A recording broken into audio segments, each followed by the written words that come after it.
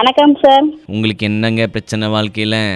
வேலைக்கு ஜாப்புக்கு போற கூட மாட்டேங்கிறாங்க சார். என்ன ஜாப்புக்கு போகணும்னு ஆசைங்க உங்களுக்கு? கம்பெனிக்கு தாங்க சார். என்ன கம்பெனிங்க? பனியன் கம்பெனி தாங்க சார். அது போறதுக்கு விட மாட்டாங்களாங்க? ஆமாங்க சார். ஆறுது எங்க வீட்டுக்காரர் தாங்க சார் விட மாட்டேங்கிறாரு. வேலைக்கு போவேனா வீட்டுல இரு, நான் வேலைக்கு போய் உங்க வீட்டுக்கார் உச்சி மண்டையில ஊசி இறக்கிடலாங்களா? என்னங்க சிரிக்கிறீங்க? எப்படான்னு காத்துட்டு இருக்கிறீங்களாங்க? ரெண்டு பேரும் வேலைக்கு போனா ரன்னிங் பண்ண நல்லா இருக்கும். ரெண்டு பேரும் ரன்னிங்னா பருவமீ புதிய பாடல் பாடு, அதுல வந்து சுகாசினி அவங்களும் மோகனும் சேர்ந்து ஓடுவாங்களா, அந்த மாதிரிங்களாங்க? ரெண்டு பசங்க இருக்காங்க சார், படிக்க வைக்கணுங்க சார். இந்த தடவை நீட்ல பாஸ் பண்ணிருக்கிறேன் பையங்க. மெடிக்கல் காலேஜ்ல சீட் கிடைச்சிருக்குதுங்க. வாவ். ஆமாங்க சார். அதுக்காக தான் வேலைக்கு போகணும்னு சொல்ற அவர் புரிஞ்சுக்க மாட்டேங்கிறாங்க சார். ட்ரிங்க்ஸ் பார்ட்டிங்க ஃபுல்லா, ஒன்னும் வேலையில இல்ல போதை இல்ல. ஒன்னு வேலையில இல்லைன்னா போதையில. வாவ், நீங்களே ஆர்ஜி ஆயிடலாம் போலே. நீங்க எதுக்கு